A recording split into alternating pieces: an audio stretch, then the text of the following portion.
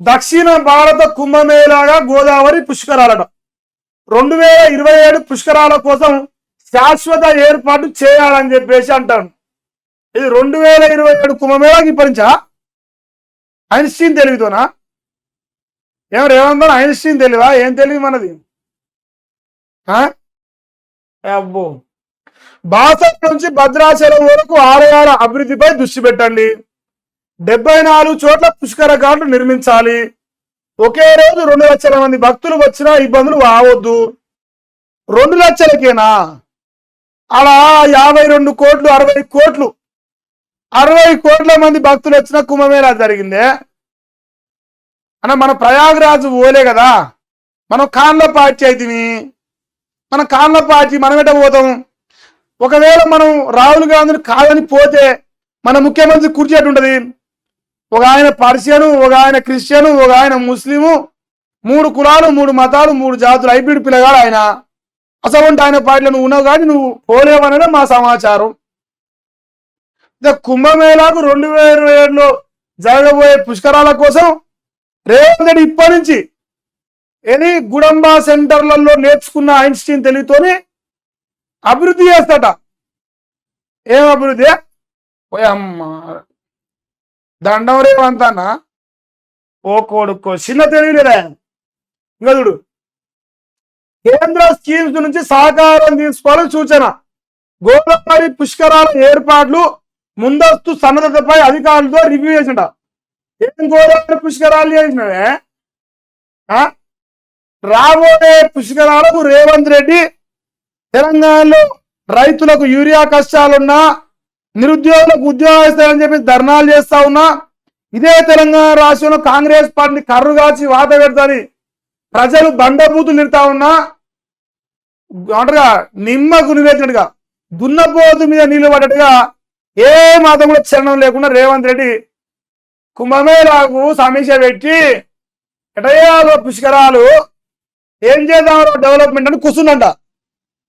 అంటే నిరుద్యోగులు జావని, రైతులు జావని, ప్రజలు జావని, ఎవరన్నా కనడబోని నేను ఆడిందే ఆట పాడిందే పాట. ఏం చేస్తారా? నన్ను ఏం చేస్తారు? చంపుతారా? నన్ను ఏం చేస్తారు? మీరు ఏం చేయలేరు కదా అని చెప్పేసి రేవంత్ అన్న చంపుకోదిండ్రా, కోసుకోదిండ్రా, నేను దొంగని, చెప్పులు ఎత్తుకపోయే దొంగనని ఇట్లాంటి పద్ధతి మనల్ని ఎత్తా ఉండు.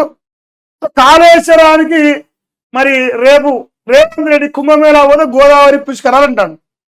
మేమంటారు కాళేశ్వరం పుష్కరాలు అంటాం. కాళేశ్వరం ఉంటుందా ఊరుతా జర్రా? గోదావరి పుష్కరాలు 2027లోనైనా మా రేవంత్ అన్న ఆకాంక్షలు నెరవేరుతాయా? కాళేశ్వరం కూలిపోతుందా? కాళేశ్వరం కూలేశ్వరం అవుతుందా?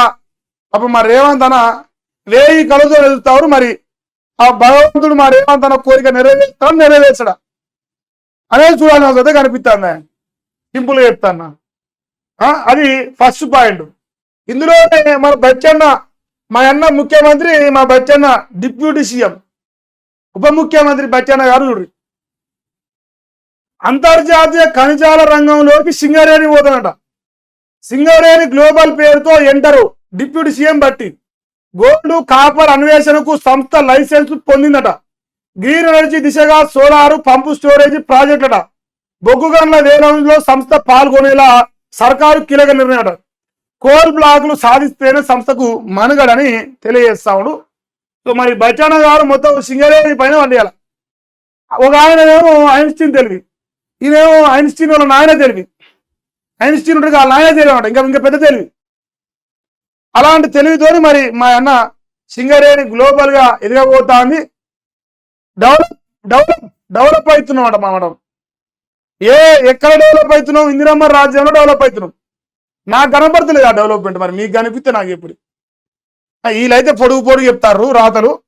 మా రేవంత్ అన్నేమో భద్రాచలం అంటాండు, బాసర్ అంటాండు, గోదావరి అంటాండు. ఏం తెలివితోని? ఐన్స్టీన్ మెథడ్తో చెప్తాను. సో ఈ మేధావులందరూ కలిసి బంగారు తునక చేసి తెలంగాణను తెరలు చేస్తారంటే మనం చూడాలి దాన్ని అంతా. ఇది తలకాయలతో ఇంతవరకు ఒక వార్త కనిపిస్తుంది.